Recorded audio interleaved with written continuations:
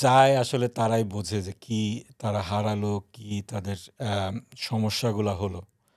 Barrister আরমানের কথা যদি বলি, সে আমার এক ধরনের আত্মীয় হয়। বললাম একই চেম্বারে কাজ করতাম, আমার একটা ছোট ভাইয়ের মতোই। তো এই দীর্ঘ ৮টি বছর তার পরিবার যে কি পরিমাণ অ্যা অবর্ণনীয় কষ্ট সহ্য করেছে, কি যে একটা অবস্থার মধ্যে দিয়ে গিয়েছে তারা, এইটা আসলে এই অবস্থায় না পড়লে আসলে কারোর পক্ষে এটা অনুভব করা সম্ভব না। চিন্তা করেন একজন বৃদ্ধ একজন মা, একটা ইয়াং মহিলা, মেয়ে, তার ২ টা ছোট, ছোট শিশু সন্তানকে নিয়ে বাসায় আর কোনো পুরুষ মানুষ নেই। জানেও না তাদের সন্তান, তার হাসব্যান্ড, অ্যা স্বামী বেঁচে আছে না মরে গেছে। ভবিষ্যতে কি হবে? এই বাচ্চাগুলা তারা কেউ যদি এসে বাসার কলিং বেল টিপতো, দৌড় মেরে চলে যেত যে আব্বা হয়তো ফিরে আসছে।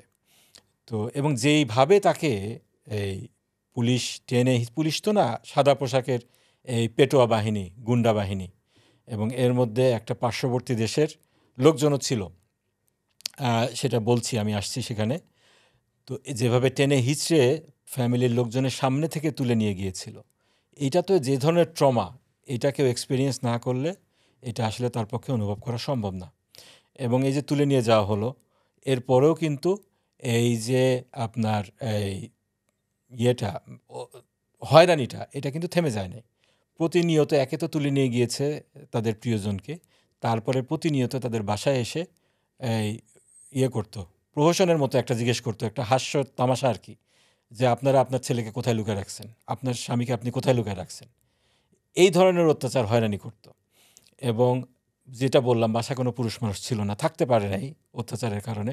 আরমানের বড় ভাই সালমান, তাকেও দেশ ছেড়ে চলে যেতে হয়েছিল। এবং এই ৮টি বছর, ৮টা বছর পরে যখন তার সাথে আমি দেখা করলাম, ১ম সে যখন বের হলো, আমার সাথে ভিডিও কলে কথা হলো। সেই আগের আরমান, হাসিখুশি আরমান, সেই মোটাসোটা আরমান, সে তো একেবারে অর্ধেক হয়ে গিয়েছিল। আরমানের কালারটা একটু ছিল, গাঢ় ছিল, একটু কালো ছিল। এই ৮টা বছর তাকে ঘরের মধ্যে বন্দি করে রাখার ফলে, একটা সেলে বন্দি করে রাখার ফলে, আলো বাতাস না পাওয়ার কারণে তার গোটা শরীরের কালার চেঞ্জ হয়ে গেছে। যে আরমান এরকম স্বাস্থ্যবান ছিল, তার সাইজটা পুরো অর্ধেক হয়ে গিয়েছে। মাথায় চুল ছিল, চুল পড়ে গিয়েছে। তো এই অবস্থায় তাকে দেখে তো আমি শকড। ১ম এ তো আমি চিনতেই পারিনি। পরবর্তীতে তার সাথে দেশে গেলাম, দেখা হলো, অনেক কথা হলো। সে কীভাবে সেখানে দিনগুলা কাটিয়েছে তার কাছ থেকে শুনলাম। যে তাকে ১ম এ তুলে নিয়ে যাওয়া হলো, যেই চোখটা গাড়িতে উঠিয়েই চোখটা বেঁধে ফেলা হয়েছিল। এবং ৮টি বছর তাকে চোখ অল্প সময়, শুধু বাথরুমে যাওয়ার সময় চোখটাকে একটু খুলতে সুযোগ দিত, আর চোখ খুলতে সুযোগ দেওয়া হয় নাই।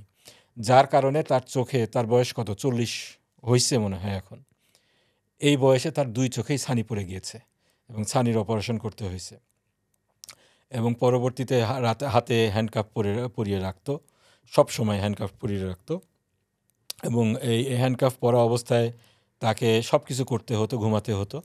তো যার কারণে আরও কী করছে তারা, সবটা তো বোঝা মুশকিল।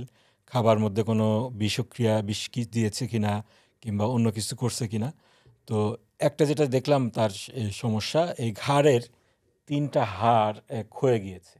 মানে এত ছোট বয়সে এভাবে হাড় ক্ষয়ে যাওয়া, ঘরে বসে বসে, কোনো যুদ্ধ না, কোনো মারামারি না, কিছু না, এটা অবাক করা বিষয়। এবং আমরা এটা সন্দেহ করছি হয়তো বিষক্রিয়ার কারণেই হতে পারে। তো এটা এখন তাকে অপারেশন করতে হবে। ডাক্তারদের ২ টা অপিনিয়ন, যে যেহেতু বয়স কম, হয়তো ঠিকও হয়ে যেতে পারে। কিন্তু অধিকাংশ বিশেষজ্ঞরা বলছে যেভাবে ড্যামেজ হয়েছে হাড়গুলা, এটা হয়তো আর রিকভার করবে না, অপারেশন করতে হবে। তো আর যে মেন্টাল ট্রমা, বিশাল একটা মেন্টাল ট্রমা। তাকে বাইরের কোনো আলো বাতাস দেখতে দেওয়া হয় নাই, এবং সারাক্ষণ এক্সস্ট একটা ফ্যান, ইন্ডাস্ট্রিয়াল ফ্যান রাখা হতো রুমের মধ্যে, যাতে করে বাইরের কোনো শব্দ ভিতরে না আসে, এবং বাইরের আলো তো আসতোই না।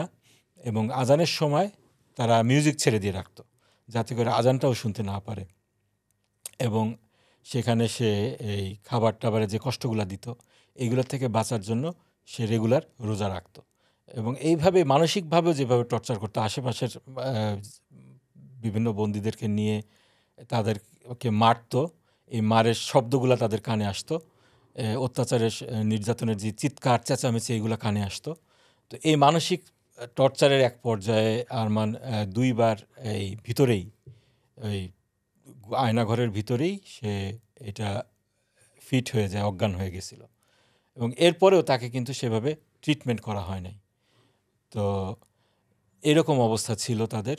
এবং এই তাকে যখন এই গভর্নমেন্ট যখন চলে গেল, আমরা আলাপ করছিলাম যদি এই গভর্নমেন্ট ঘুণাক্ষরেও টের পাইতো যে আগামী ১-২ ঘন্টার মধ্যে আমাদেরকে চলে যেতে হবে কিংবা একদিনের মধ্যে চলে যেতে হবে, হয়তো তাদেরকে হয়তো শেষ করে দিয়ে যেত।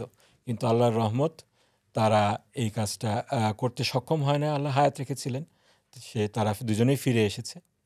তো এরকম একটা স্বাধীন দেশের স্বাধীন নাগরিককে এইভাবে অত্যাচার করতে পারে, এভাবে কোনো অ্যাকাউন্টেবিলিটি ছাড়া গুম করে রাখতে পারে, এটা আসলে অবিশ্বাস্য।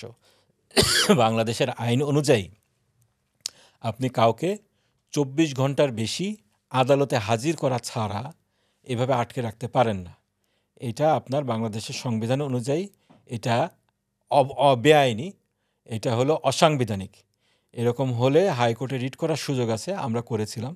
কিন্তু ফ্যাসিবাদের দোসর এই তৎকালীন বিচার ব্যবস্থা, বিচারকগণ, তারাও ছিল ফ্যাসিবাদের দোসর। তারা ফ্যাসিবাদ প্রতিষ্ঠা করার জন্য গত আওয়ামী সরকারকে সহযোগিতা করেছিল। তারা আমাদের এই যে রিটকে কোনো আমলেই নেয় নাই। এবং দীর্ঘদিন তারা অস্বীকার করেছে যে তাকে আটকে রাখা হয়নি, তারা জানে না কোথায় আছে। এবং তারা ঠাট্টা মশকরা করতো আমাদের সাথে, যে কিছু মানুষ ফিরে আসছে, এই আরমানকে হয়তো আমরা নিজেরাই লুকিয়ে রেখেছি কিংবা সে নিজেই লুকিয়ে আছে, এ ধরনের কথাবার্তা বলতো। তো এইগুলা এই যে এখন তো প্রকাশ পেয়েছে, আরমানের মতো এরকম ২-২৫০ লোককে এভাবে ধরে নিয়ে যাওয়া হয়েছে, যাদের আমরা নাম জানি। কিন্তু আরও কত লোককে যে এভাবে গুম করে দেওয়া হয়েছে আল্লাহই ভালো জানে। ইলিয়াস আলী এখনও ফিরে আসে নাই। ২০০-র উপরে এরকম গুম হয়ে যাওয়া নোটেবল মানুষ, তারাও ফিরে আসে নাই। তাদের কি অবস্থা, তাদের ফ্যামিলিরা কিভাবে আছে, কিভাবে ছিল এতদিন, এইগুলা আসলে পরিপূর্ণ তদন্ত হওয়া দরকার। এবং এইগুলার এক একটা অপরাধের জন্যই তো এই শেখ হাসিনা সহ তাদের দোসরদের সবার ফাঁসি হওয়া উচিত।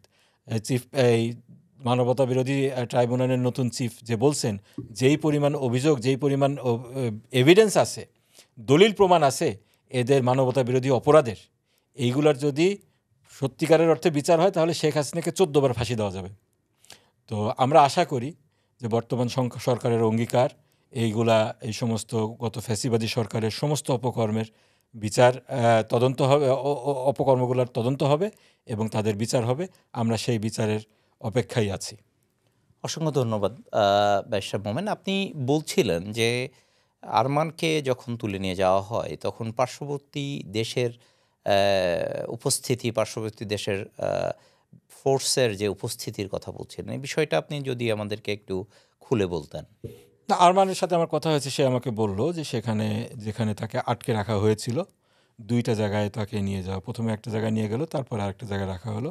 সেখানে তাকে যারা ইন্টারোগেট করতো তাদের মধ্যে লোকজন ভারতীয় ভাষায় কথা বলতো এবং তারা ভারতীয় ছিল।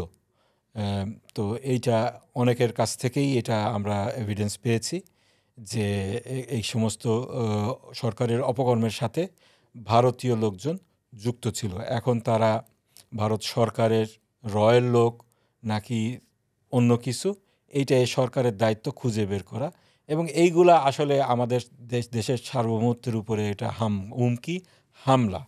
গত সরকার যদি সত্যিকার অর্থে এরকম রিউমার আছে, এরকম মানুষের সন্দেহ আছে এবং আমাদের কাছে বিভিন্ন এভিডেন্সও আছে যে গত সরকার যে সমস্ত বিচারের নামে প্রহসনগুলো করেছিল এবং খুন, এই অত্যাচার নির্যাতন করেছিল বিরোধী দলদেরকে ফ্যাসিবাদ প্রতিষ্ঠার জন্য, এর সাথে পার্শ্ববর্তী দেশের ভারতের নাম বলতে আমার দ্বিধা নেই, সংযোগ ছিল, সংশ্লিষ্টতা ছিল।